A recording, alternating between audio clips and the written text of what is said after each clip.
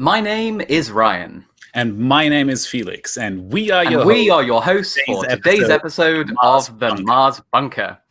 Welcome, and thank you very much for joining the two of us today for what I hope will be a very exciting crossover live stream. So if you don't know Felix, he is the creator of What About It, a YouTube channel which provides regular updates on the latest developments in the space industry. Great to have you here today, Felix. Thanks for having me, Ryan.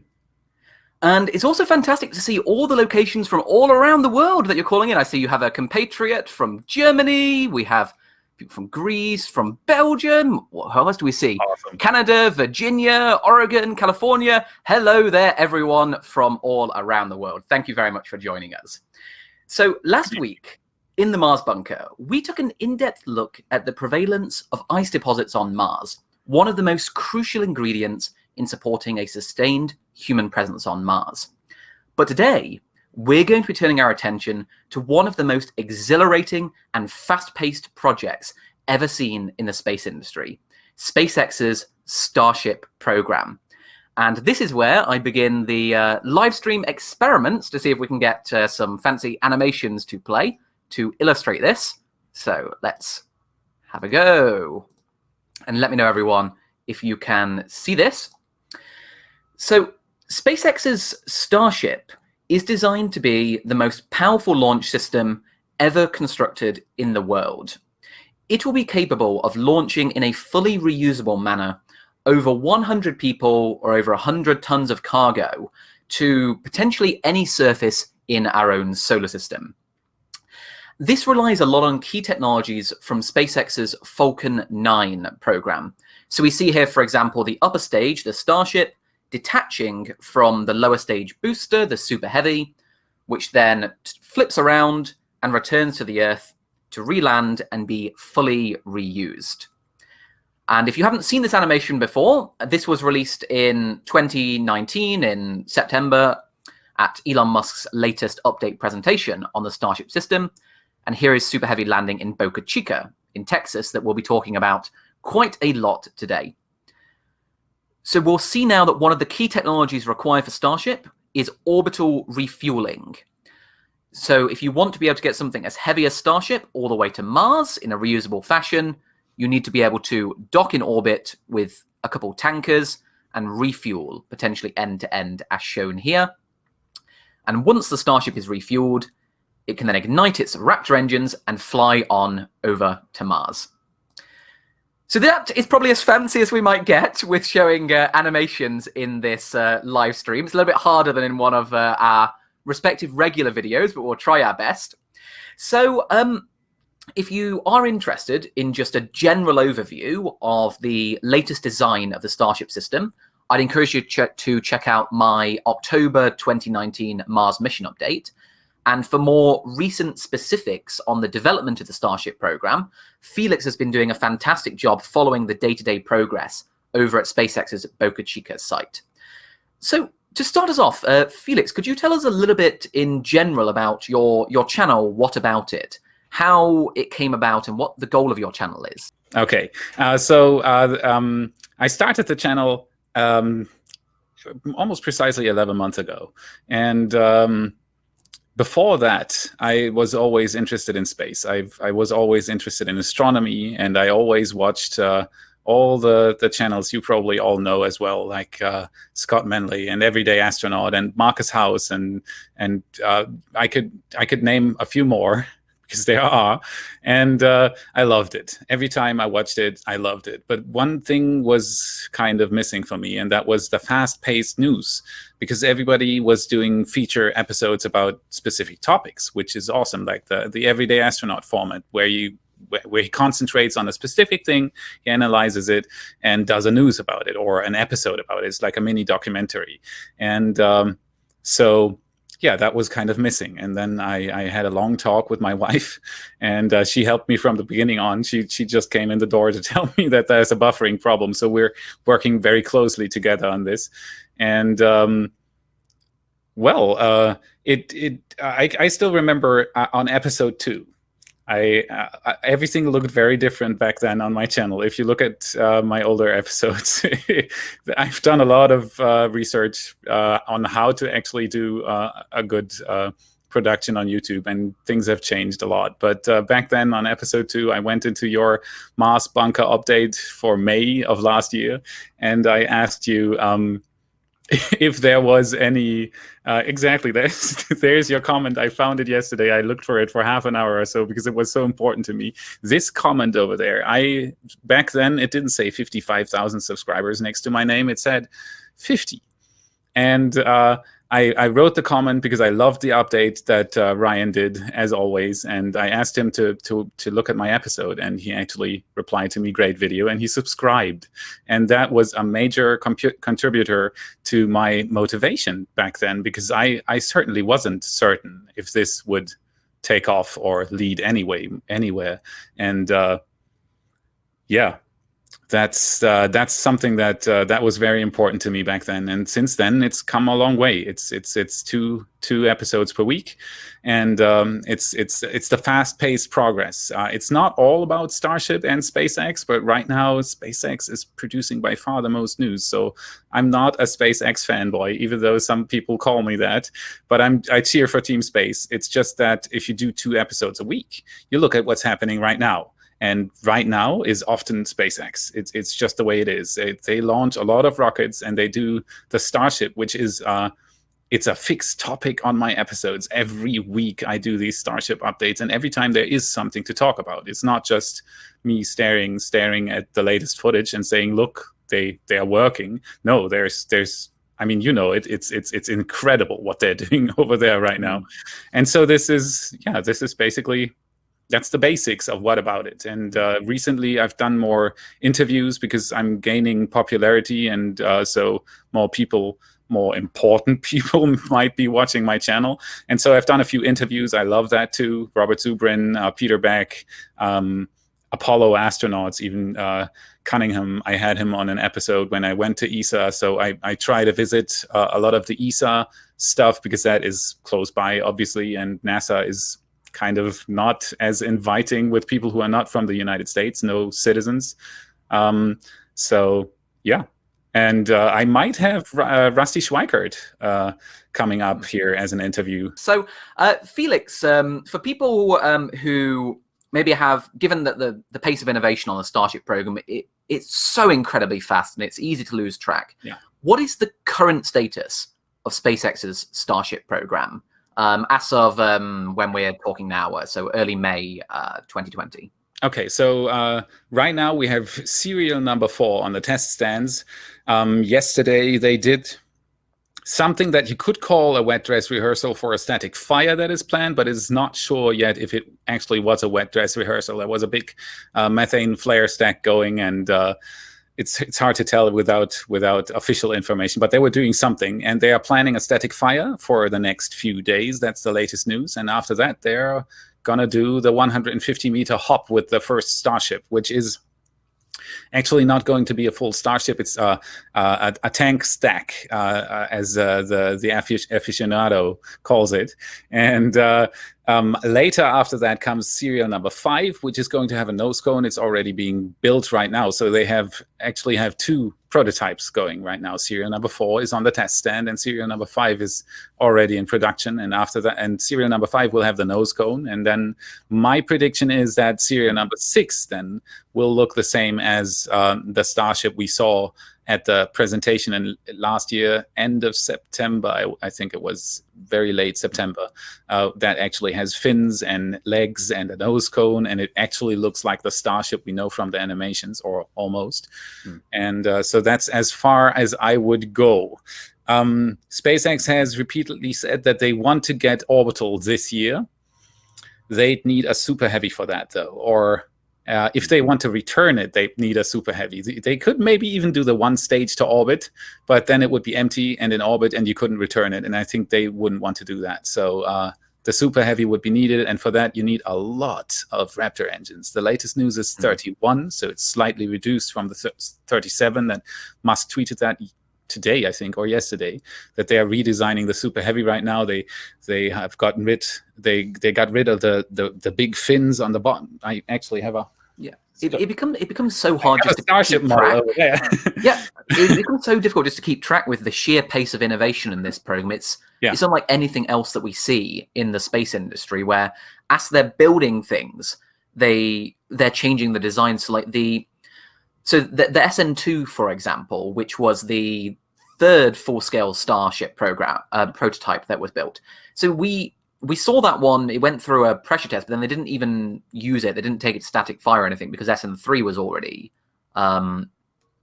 pretty much finished. Is that am I remembering that correctly? Well, there were 4 well, it's hard to call them starships right now. It really is. Mark 1 was the one for the presentation, but then they took the nose off and the fins, or actually they left the bottom fins on, pressure tested it, and it blew the top off. So it's I think the nerdle from the Lab Padre cam, if anybody's watching, they are calling it Poppy, because it just blew off the top. And then came serial number 1, which didn't do very well. It had a rupture on the bottom because of the thrust puck, which basically is the part that connects the engines to the thrust structure. It was badly designed, so it blew a weld and it blew up. And then came serial number 2, which was a small test tank. That wasn't even a full tank stack. It was just there to ensure that the welding would hold now, because it doesn't really make any sense to build a full tank stack and put it on the test stand and have the same result as with serial number 1. So serial number 2 was pretty small. And then came serial number 3, which had a human error. Everything was fine, and it's basically the same thing that serial number 4 is. There are not really any changes there, but they did a mistake while testing. They had the upper tank filled up and the lower tank emptied already, and then the structure itself couldn't keep the weight of 480 tons of liquid nitrogen in the upper tank, crushed the whole thing. And there we go. That was serial number 3. And then now they're at serial number 4, and they hopefully are correctly pressurizing the tanks while testing. And then we'll have to continue. So what you see there is that they are doing this differently than anybody else. When NASA contracts a new rocket, they design like every detail, because they know what they're going to build. They use legacy parts. That's how they market their strategies, because they mostly use older parts. Like SLS is a good example. The engines are from the shuttle era, and the boosters are too. The main tank is different, but it's at similar technique, at least, to the shuttle main tank, and so on and so forth. So they rely on already known tech, and what SpaceX is building there is obviously not known tech. It's something completely different, and so they have to do the incremental approach, which is kind of similar to what NASA did in the 60s.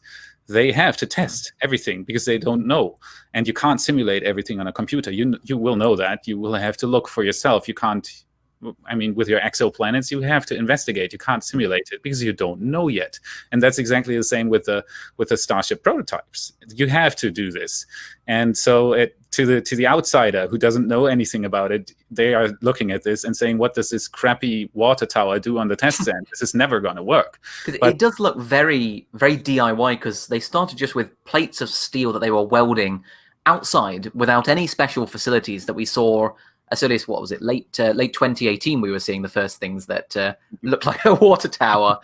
and now it's, I mean, some of the prototypes they're building now, I mean, I don't have the images, but if you look at kind of side by side, even the Mark 1 nose cone, for example, versus what they had with, what they have now with like SN4 or SN5, you can see the improvement in the quality of the construction.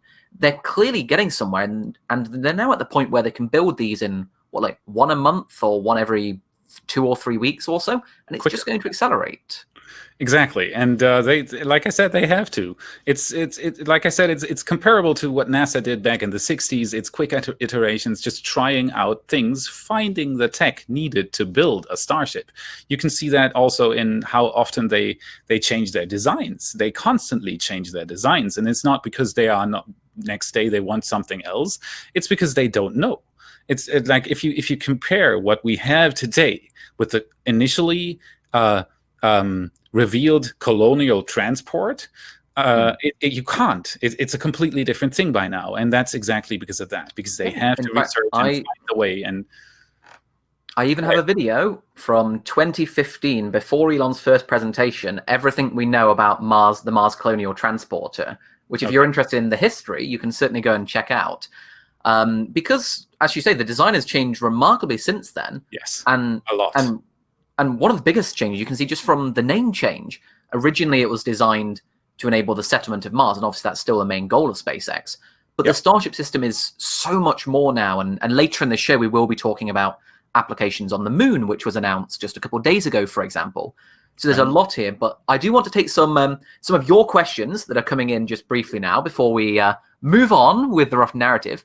So here's a question from David Beale about the landing legs for Starship. So Felix, do you have any kind of indications for, and this is one of the examples about the rapid iteration, but when these new landing legs are coming and what changes might manifest with these new leg designs for Starship? Okay, yeah, the legs are the perfect example for design changes. We've seen, I'd say, at least 10 different design ideas by now. And the problem with the whole leg design is that right now, legs aren't really needed. Even when you do a 150-meter hop, it just needs to sit down and that's it. It's not a full mission, and so it's not an important part. The latest design change we've seen from SpaceX is actually on that Lunar Starship. We don't know if this is a design that is specifically for the moon, but Musk has already said a few times that legs are subject to change. In my opinion, but that's just my opinion, and I'm not a SpaceX. There you go, exactly. That's the Lunar Starship, and as you can see, these legs are quite different from what we can see on serial number 4 right now, which is a flip-out design. Even though it's rather small, it's a completely different design again. And so this is what we're seeing every time. So it is really, really hard to predict what, in the end, a Starship leg will look like, how many legs you'll have, if it even will have legs. It's really, really hard to say right now. They went with 3 fins before, and now they have the flip-outs, and then they're having this. In my opinion, it would need a wider stand, but that could just be completely wrong because I'm not a rocket scientist. I am self-taught, and I'm very, very interested in rockets. But that is like, I watched the NASA spaceflight stream yesterday, which was, by the way, brilliant. They did an awesome job. Like until 6 in the morning, they covered what was supposed to be a wet dress rehearsal, and then I don't know if it was. And they said roadside rocket scientist. I like the term, and that fits the best. So it's an educated guess if you get it from me. But at least I would say they'd need a wider stand, especially for uneven surfaces. Even if they have auto-leveling legs, the best way to go is a wider stand. That's what you always use. If you want stability, you go with a wide stand because it's just more reliable than an auto-leveling leg. The wide stand always does the job if you don't land on a hillside, but you can if your avionics should be able to do that. So small rocks or a dent in the surface doesn't matter if you have the widest stand. So that is the way I would go. But like I said, I'm not a SpaceX engineer, and I don't know what they're going to come up with. Yeah, that's basically all I can say about the legs. So the legs are obviously one specific component of the Starship, and you've been covering on your channel the full construction process of the Starships, and it's accelerated dramatically. The Mark 1, which we saw being built last year, took around 8 months or so to construct. Now they're taking on the order of weeks. So can you tell us a little bit about the process of constructing a Starship as SpaceX are currently pursuing it? Okay, so the main difference between Mark 1, which took a long time to build, and the models they're building, the test candidates they're building right now, is that Mark 1 was ring stacking. They started with one ring and put another ring on top, and they did that until they had the full hull, and then they integrated. So these are like cylindrical rings of stainless steel, which they kind of cut, weld up vertically in the seam, and then they start stacking them. Exactly. And that is a very, very, it is a tedious process. It doesn't work if you want to build a Starship quickly. And that's the next important thing about the Starship project, is that Elon Musk wants to build 1,000 of them. And I've done a little calculation on one of my episodes where I took the average time it takes SpaceX to build a Falcon booster. And I extrapolated that onto how long would it take SpaceX if they did it at the same speed as with the Falcon boosters. How long would it take them to build 1,000 Starships? And I came up with 130 years or something. And so that's the problem. If you want to build 1,000 Starships, you got to make it quick. And if you want to make it quick, well, Elon Musk has another very famous company. It's called Tesla, and they build something really quick, and it's always the same thing. It's just got a different color and maybe another leather inside, but it's essentially the same thing. It's a complex machine, and you want to build it quick. And so how do you do this? You build it in segments. You have different parts that you integrate into each other, and it's just basically like Lego. And that is what SpaceX is trying to achieve with the Starship right now. So they've shifted from the ring stacking to building segments. And that's the main reason why they're going so much quicker right now than compared to Mark 1. They are building a thrust section. They are building the common dome with the integrated header tank and the top dome. That's what they're building over and over right now, because it's always just a tank stack right now. That's going to change soon, though. And they are integrating these segments on top of each other, and they already have the hardware, partly at least, integrated. And what I think this is going to end in, that's where SpaceX wants to get, is that you basically just have numbered parts, that you have a thrust section with everything on it. It comes in with engines integrated, or maybe without the engines, but with everything else. And you place it down, and you stack the next element on top, and the next one, and the next one, and the next one. And they just connect with plugs, basically. Mm-hmm. And then you stick the engines under it, and then you can fuel it up and send it up. Otherwise, it won't be quick enough to if you want to have 1,000 Starships. You won't be able to do it the traditional way. This seems in some way to be, it's very reminiscent of what we've seen with SpaceX's Falcon 9 program, where when they first started, from a first principles perspective, just looking at how expensive should a rocket be, if you go and buy every single component from someone else and then just assemble them together, it's ridiculously expensive. And what SpaceX did incredibly well is that they created all of the components in-house largely, assembled them, and figured out how to... as you were describing for Starship there, almost turn one of the most complicated processes you can imagine, the construction of an orbital class rocket, into Lego. And that's one of the things that SpaceX does incredibly well, taking something that at first glance seems ridiculously complicated and making it simple to the point that they can rapidly build them, rapidly innovate. And because, as Elon has said, the faster you can construct these things, the faster you can innovate and try new things. And it's incredible to see this process happening directly with the Starship program. Mm-hmm. Yeah, it's like I said, there's one other very, very famous company where Elon is involved. It's Tesla, and they do exactly the same thing. They produce most of their parts in-house. They even have their own battery factory. Even though Panasonic, I think, is building the batteries right now, it still is an in-house production. It's built in a Tesla facility, and so on and so forth. So if you manage all your parts yourself, you can coordinate. You can control the quality. You can coordinate the manufacturing process. You control the costs.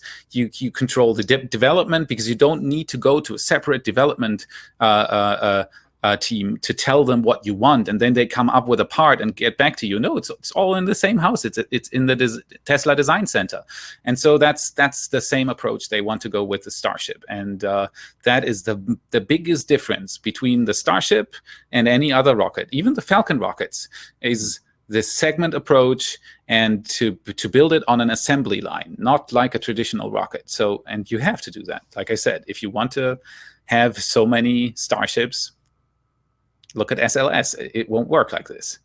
So that's it. So let's take a few more of your questions now. So, and there are two here that are somewhat related to each other. So there's this question from Bush about whether it's possible to get to Mars in shorter than 6 months. And just before we answer that, I'm just going to look at the other one, which is somewhat relevant to this, if I can find it. And do keep sending in your great questions, everyone. But if here we go. Pat was wondering whether Starship would need nuclear thermal propulsion. I believe that stands for.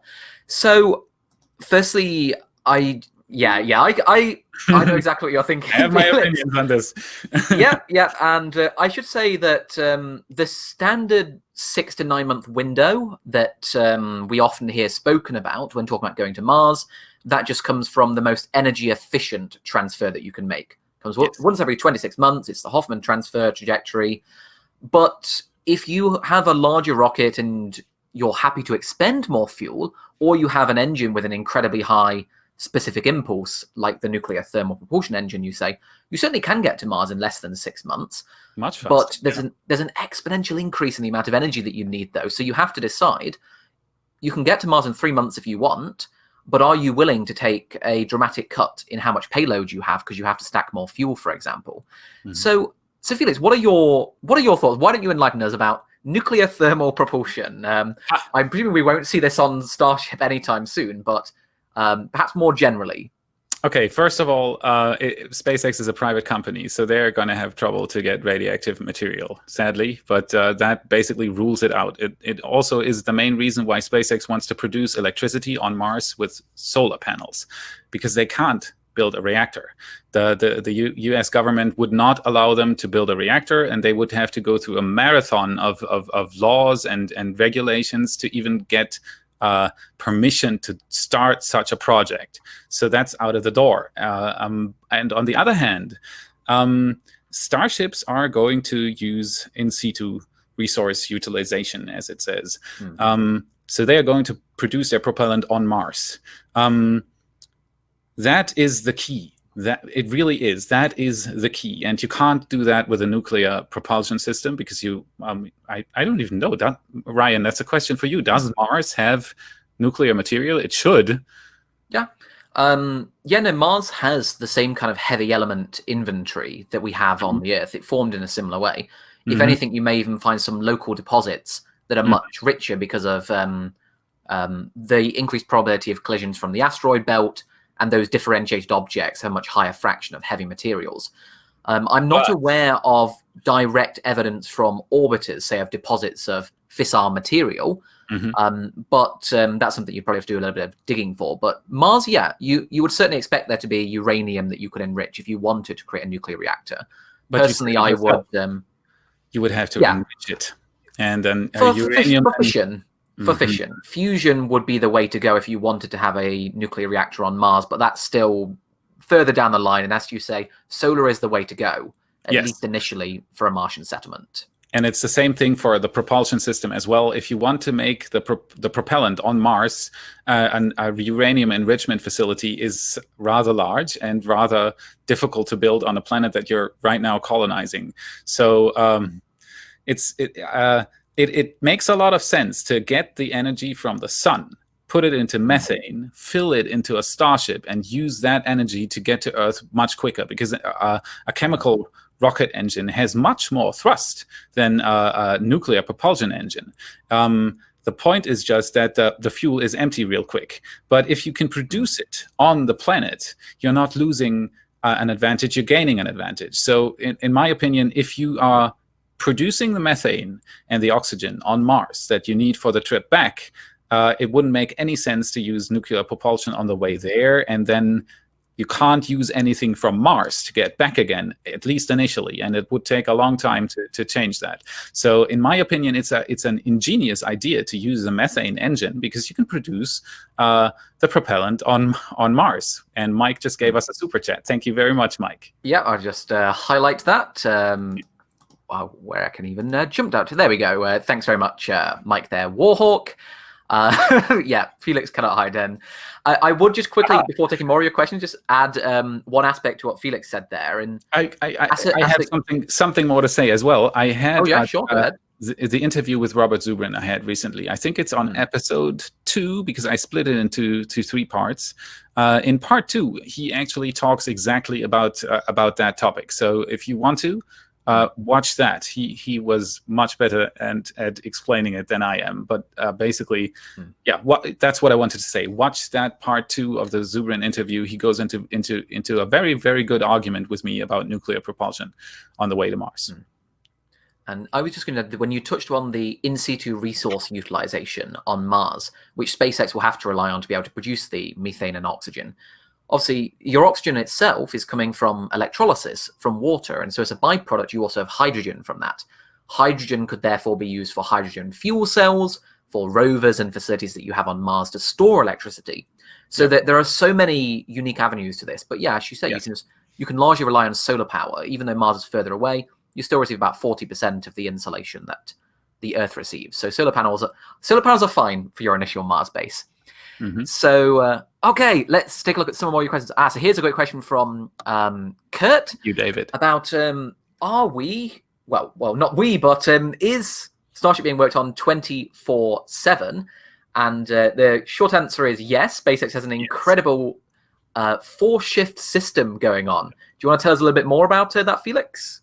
Well, that's basically what it is. They have 4 shifts.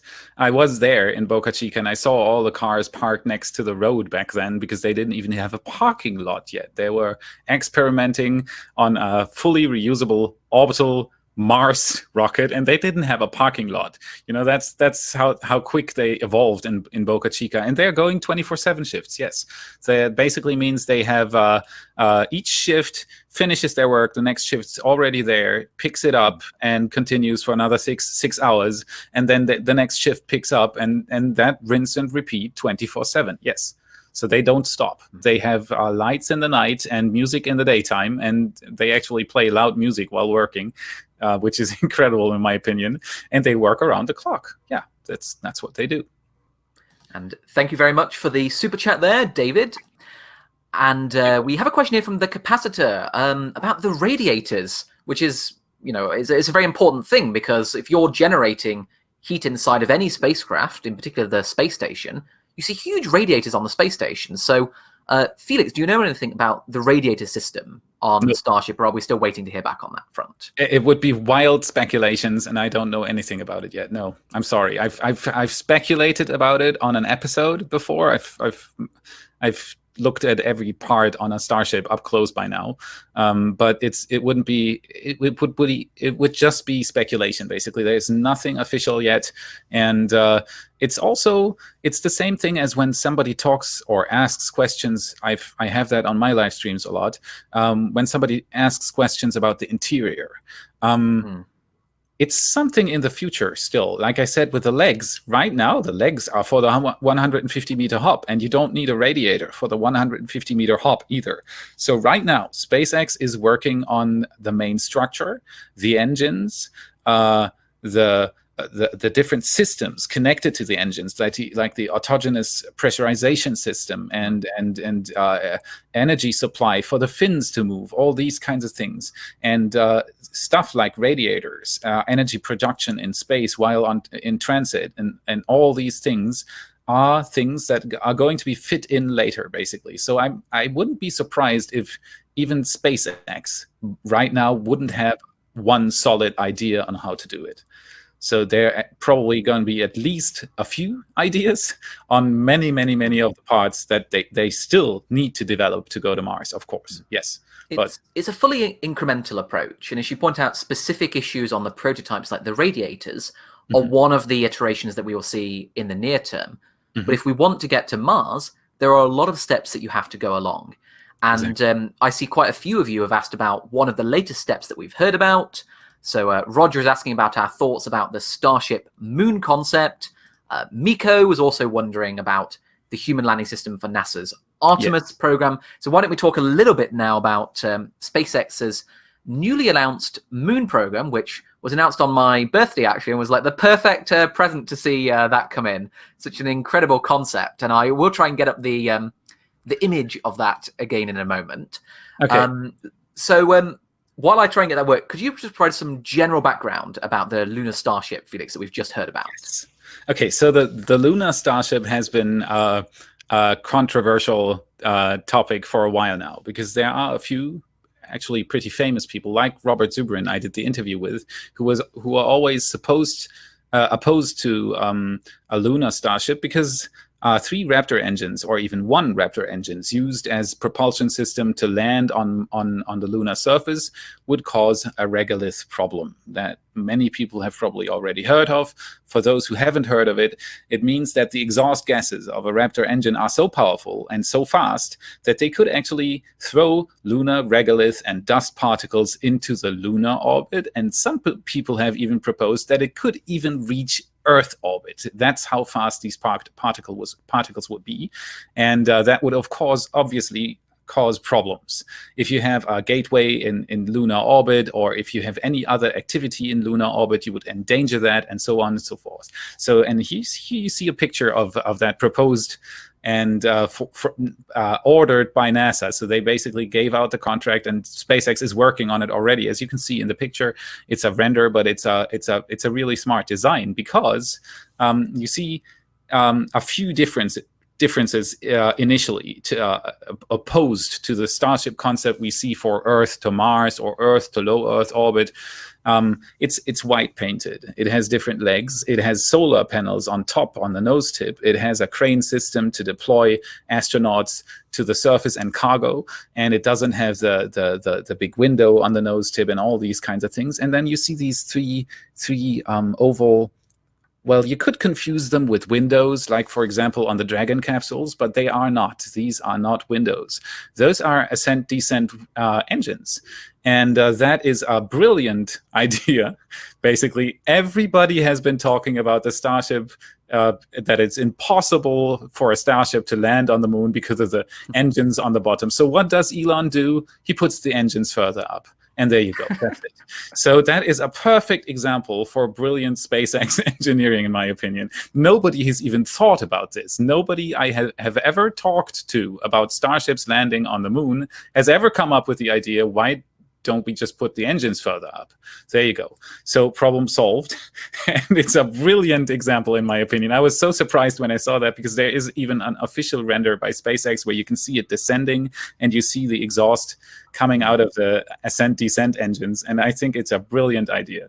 So this opens up the first real design idea for a Starship to go to the moon. And I can't wait for the day when they say we're ready for translunar injection. This is going to be absolutely awesome.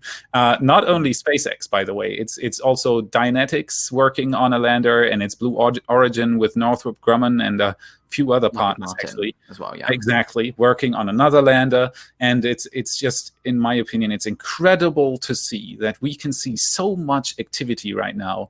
Everybody wants to go everywhere. It feels it even feels crazier than back in the first moon race, in the first space race, where they wanted to go to the moon. Now this time they want to go to Enceladus and Mars, and they want to open up a Venus. And exactly. I know Rocket Lab's interested in that.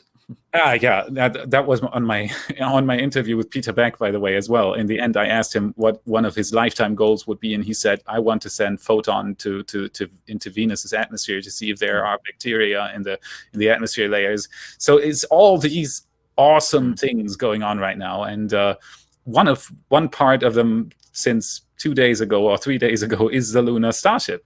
So I'll have a big segment about that on Monday's episode. And I think I sent you an animation if you want to play that. Okay, so this is an animation. It's a 40-second thing, so it's not that big because he didn't have more time. It's Stanley Creative who made this animation. He does a brilliant job, and I'm gonna have this on Monday's episode, and it shows the Lunar Starship landing on the lunar surface.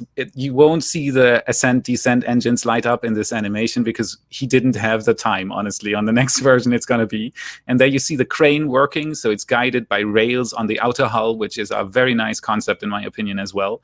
And it will enable the Starships to rather quickly dispose of their 100 tons of cargo they're going to, which is an insane number, in my opinion, they are going to be able to carry to the lunar surface. And that was a quick one. But still, it's the Lunar Starship. I dug into it a lot, and there's going to be a big topic on it about all the differences that you can see compared to the Starships we know right now. And I've had that on another episode as well. That I think that right now SpaceX is going for modular starships. So that basically means that you have a fairing section that serves a purpose, and you have a propulsion section. And I don't mean the booster; I mean the lower part of the Starship that performs a purpose as well. Either it's going to Mars or to low Earth orbit, or to the moon now, which has a different propulsion system, obviously a different propulsion section.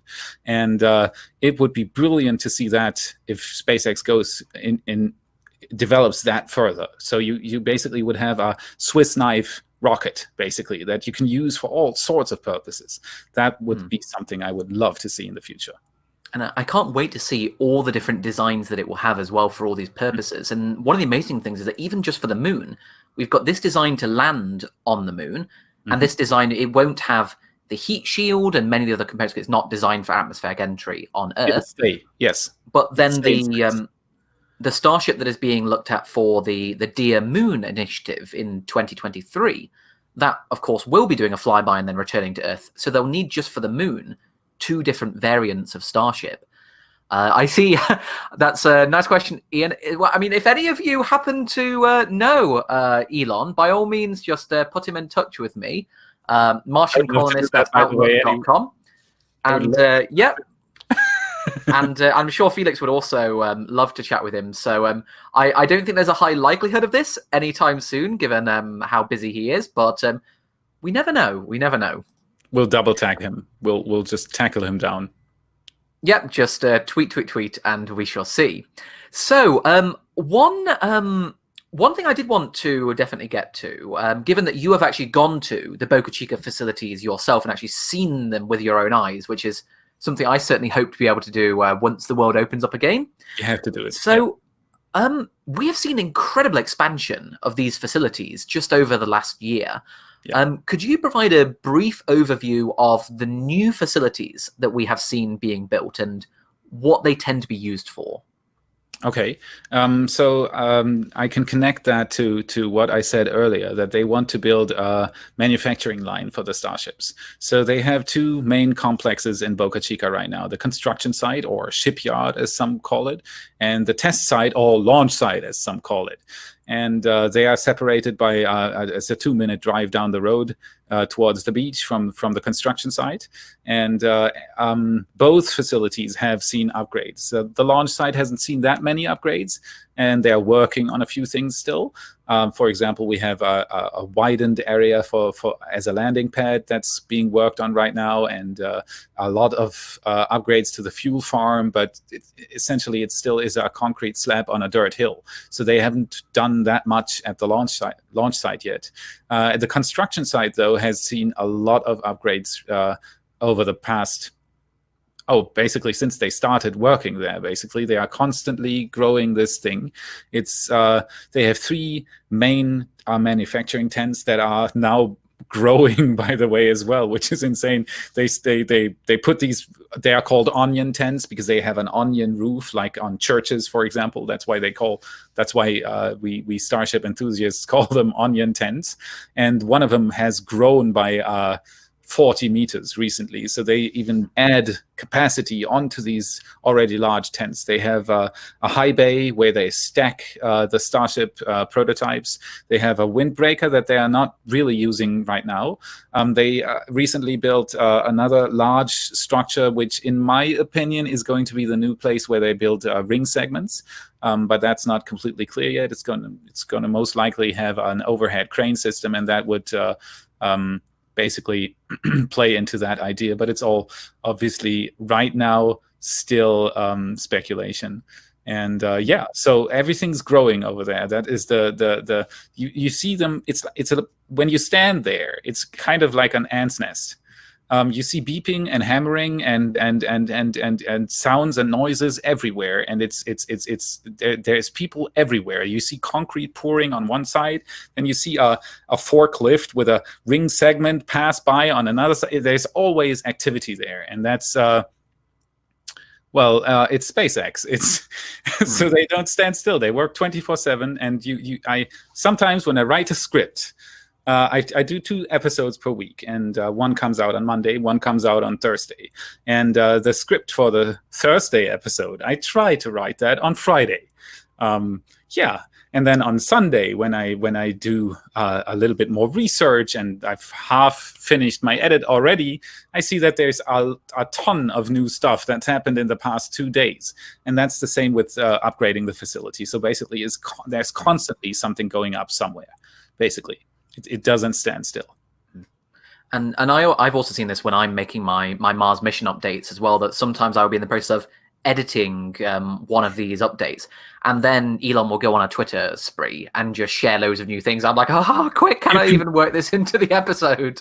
The worst case scenario is you can throw away your whole script because you said something that completely takes away all your research, because now it's different. And it happens. It does. Yeah, but partly on my aspect, I try and plan when I am going to start producing and then releasing a Mars mission update around when there's some clear milestone that has been made. There's a natural break. There's something big about to happen. And this is why my next one should be coming out in about 2 weeks or so. And I'll maybe say a little bit more about that towards the end of today's stream. But I did want to get to more of your great questions. So here is one from Lautaro about how long it could be before we see humans on Starship. And it links a little bit to Amit's question about whether we might see a delay for Starship Mars missions, because I'll just say kind of my own personal guess of the timelines first, and then I'll be curious to hear what you think, Felix. But personally, the human aspect is incredibly challenging, especially with life support systems for a vehicle of an unprecedented size like Starship. And SpaceX is doing amazing work with the construction of it. But as we've seen with Dragon 2, it took a long time to get Dragon 2 human rated. So personally, I think balancing skepticism with my optimism, I think 2031 is probably the window that I could see the first humans landing on Mars. But I really hope that we will see it sooner. SpaceX have been targeting a 2024 date for a long time. And one of your questions a while ago that I saw in the stream, unfortunately I've lost its score off the top, was about whether the moon lander might delay the Mars Starship. And I don't think that's likely because they're being developed simultaneously, but the human aspects certainly could. So Felix, what is your kind of, since there's not much concrete information around at the moment, but what's your gut impression of when we might see humans flying on a Starship? Okay, we would have to define flying on a Starship. Are we talking low Earth orbit, or are we talking setting Let's up? do all three. Going into LEO with a human for the first time, first human landing on the moon, first human landing on Mars. Okay, so first of all, I don't think that they are going to be very much separated. So it's not going to be a decade between them being in low Earth orbit and them being on Mars, in my opinion. You mentioned that human rating would be important for this, and I don't think so. I think they are going to send their own astronauts in the beginning. Musk has stated a few times now that they, in the beginning, as soon as starships are flight and orbit capable, they are going to send up tons of them. So they are basically going to, the first things they will want to work on is reduce turnaround time, optimize fueling processes in orbit and all these kind of things. And they'll need a lot of Starship flights for that. And Starlink, they want to have 40,000 Starlink satellites up. And yes, a Starship will be able to carry around 400 of these satellites, but still, it'll take a lot of flights. So they are going to use every opportunity they get to fly them, to show everybody that they are reliable. And with a Starship system, you can do that really quick, because Musk says they can fly 3 times a day, I think. But if you even reduce that to twice a week or something, it would still be insanely fast compared to any other rocket. I think the record for a Falcon 9 booster right now is like 45 days or something. So that is incredibly longer than twice a week. And so if they can actually pull this off and fly them twice a week, that would be over 100 flights per year. And so I think human rating, if it's even needed for the first crewed flights, and I think SpaceX would have the option to send their own people, basically, without a human rating. One aspect that I did want to talk about here. So when I talk about human aspects, it's not just about the rating. So you mentioned about SpaceX having their own astronauts. The issue there, it takes a long time to train astronauts. And one of the big concerns I have for SpaceX's plans to send humans to Mars, like we see here with the Starships, is we don't have enough astronauts on the world at the moment to be able to even begin the process of colonizing Mars. And I've not seen any movement from SpaceX to start their own astronaut selection or training program. Absolutely. And so I would not be surprised if we're in a situation where we might be technically capable of landing people on Mars in 24 or 26. But even a standard astronaut training program for the ISS takes 2 years. Yeah. And if you want a specialized program like a Mars mission, you might be talking 4 or 5 years. So that's why I suspect humans will be a rate limiting step. Exactly. And I totally agree. I'm actually working on an episode about exactly that. What would be needed Earth-based to build a colony on Mars? Because we've talked a lot about what would be needed on Mars. Everybody knows that in situ and Sabatier process and landing pads printed out of Mars regolith, and we've talked about all of that. And so I try to cover what kind of facilities, how big would it be a Starfleet Academy? Because you want to send 1,000 Starships to Mars. You can't even do that with the NASA facilities. How many people train there? Like open Starfleet Academy, 10? I'll sign up. Exactly. But you would probably have to. It isn't even a joke. How many people are being trained in the NASA facilities? Like 10, 15? How many are there at the same time?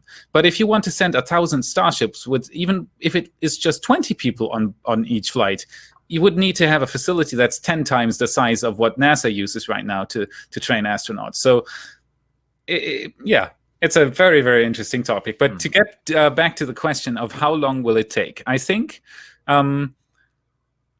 they will be orbital without crew next year. They won't. I think they won't manage to do that this year because it's super heavy. Will take a while, especially because of the engines. I think they will be capable of doing crew flights, and you're right, we have to separate that by 2022, so the year after. And I think, in theory, they would be capable to send somebody to Mars, not 100 people. I think initial flights won't have 100 people anyway. It's probably going to be more like 15 to 20 people by 2024. I think they technically would be able to achieve these goals. But then, as you said, who are you going to send? I mean, you obviously are one of them to book a seat, but even you would still need extensive training, I presume. Yeah, absolutely. So, like, if the rocket was there to send me to Mars tomorrow, I would not go because I'm not qualified yet to be able to run the spaceship and operate the facilities. And honestly, I really think it would take 5 years of training to get enough skill sets to have, say, order 10 people be fully self-sufficient in it for the 2-year period minimum that you would need. Exactly. And ideally, especially that it's not just about the flight; it's also about what do they do on Mars. So they'll need to be specialists in all sorts of topics too. It's maybe even broader than what you need, what kind of skills you need on the ISS. Oh, it's far broader. Things like ISRU, they're not doing that on the space station. They've got a few experiments growing some lettuce up there. They've not got a full hydroponics bay growing all their food. It's going to be a challenge. They will constantly be doing EVAs, if you want to call it that way. They will be constantly leaving their station, wandering around, doing experiments. On the ISS, they don't do that often, and so on and so forth. So, it's going to be a major undertaking, to say the least. Yes. And we haven't seen anything from SpaceX yet. So, I'm very curious. They need to be starting now with choosing and training astronauts if they want to be ready for 24. So that's why I personally think 2031. But that being said, they could certainly do loads of precursor cargo missions to the surface of Mars. Which they've already said, yes. Exactly. The first mission will be cargo. And one funny idea that I personally have. So we saw with the Lunar contract that NASA asked for proposals to send people to the moon. 2 of them that were proposed looked very more like traditional landers. And then SpaceX has this huge monolith almost just next to it. I would be curious to see, and this is more kind of humorous on my perspective, but one of NASA's key scientific objectives for Mars exploration is Mars sample return. The Perseverance rover that we'll be launching this year will be collecting a cache of materials that could eventually be returned to Earth. But if you have something like the sheer pace of the Starship program, Starship could just land on Mars, put the Perseverance rover inside it, and launch back. It's crazy. Earth. Like, it changes the game completely. I've had a comment from somebody under my last episode, which wasn't even about the Starship or about the Lunar Starship yet, but people were already speculating in the comment sections. And he said, wouldn't it be funny to put the Orion capsule inside the cargo bay of the Starship and land it on the surface? And I said, yeah, that it's ridiculous. It's like 2 moon landers and 1 skyscraper. It doesn't even, if you put them side by side, it looks funny. It's incredible what SpaceX is doing there, and I've got my fingers crossed as hard as I can for them to succeed, because it would change everything. It would literally change. It would change how we use space, how we access space, what we can do in space, where we can go in space. It would change everything, basically. So that's how groundbreaking Starship is. It's incredible. Yeah. And it's amazing that this system that has the potential to change the very way that our very relationship with space, we're seeing all of this unfold right before our eyes at such a rapid pace. And it's great seeing how transparent SpaceX are being about this development program. Yeah. And so one thing I did want to touch on, just because we're getting near the 1 hour mark, and so we'll wrap up, but I did want to touch upon the fact that 1 hour, that's halftime for me. Halftime for you, yeah. So 27th of May is a special date for 2 reasons. Firstly, it's the current target date for the Demo 2 mission, the first commercial launch of astronauts into orbit, and the first launch of astronauts from the US since the space shuttle retired. But it's also the 1-year anniversary of your first video on What About It. What a coincidence.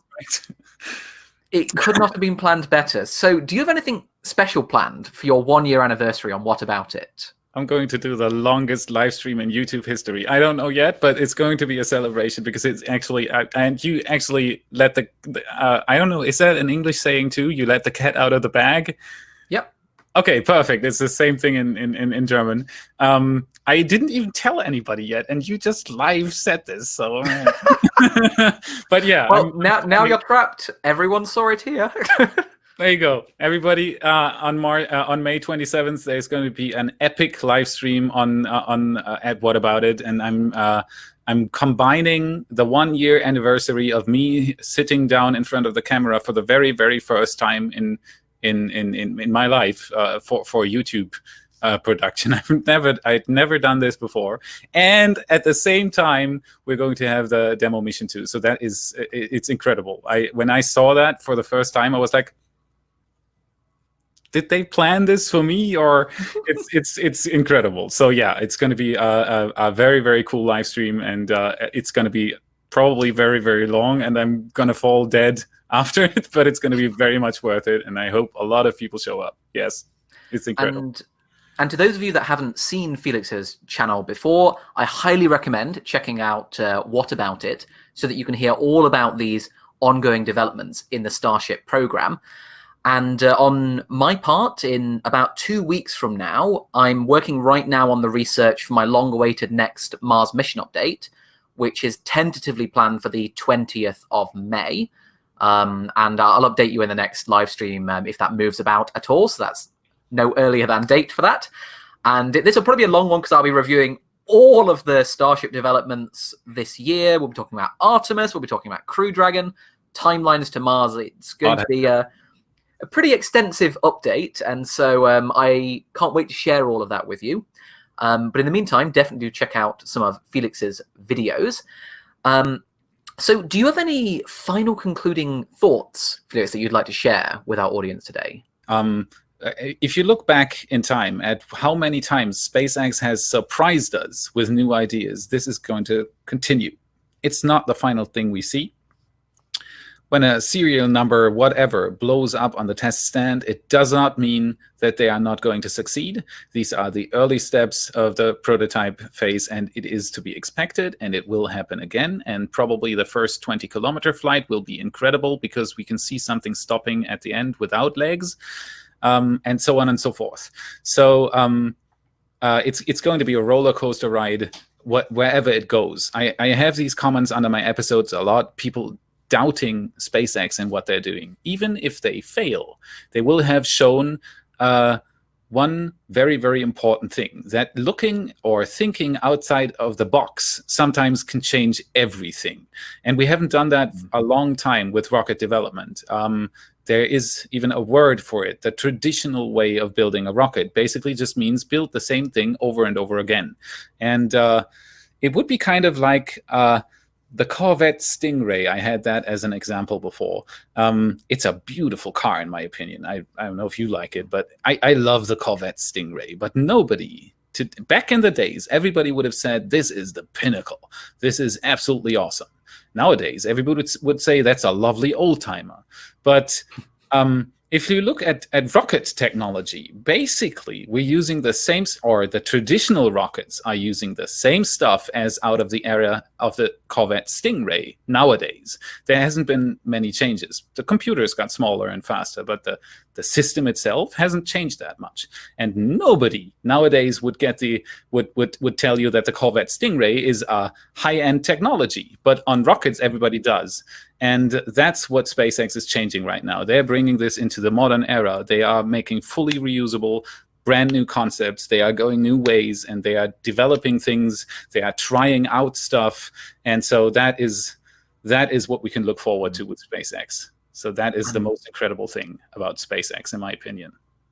And I sometimes think, if we imagine projecting into the future, for example, there will be people that will one day be born on Mars, and they will be looking back and reflecting on, how did we get to that point? What were the key developments that even enabled us to become a multiplanetary species? Mm-hmm. And the fact that SpaceX are being so open and showing all these developments, we are witnessing the writing of the Martian history books right now with all of these developments. Those young Martians will be learning about SN4 and its amazing, hopefully successful static fire, which will be coming up in a couple of days. These are, well, maybe, I mean, that is part of my motivation with the Mars Mission Update series, to create almost a chronological record of all the developments that take us all the way to Mars and its first settlements. And so, yeah, knowing and being able to reflect on that fact that what we are seeing and what the two of us are covering today is the beginning of Martian history, I think that's a very humbling thought. Yes, I agree 100%. It's incredible. It's incredible. Well, I think we'll wrap up this live stream there.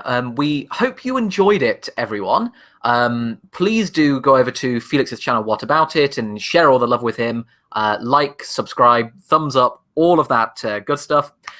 And, well, we will head off for now. Hopefully we will be able to find some other exciting projects to collaborate with on the future. We have no shortage of ideas. But we will. For now, though, we will sign off from the Mars bunker. Bye now, everyone. Goodbye.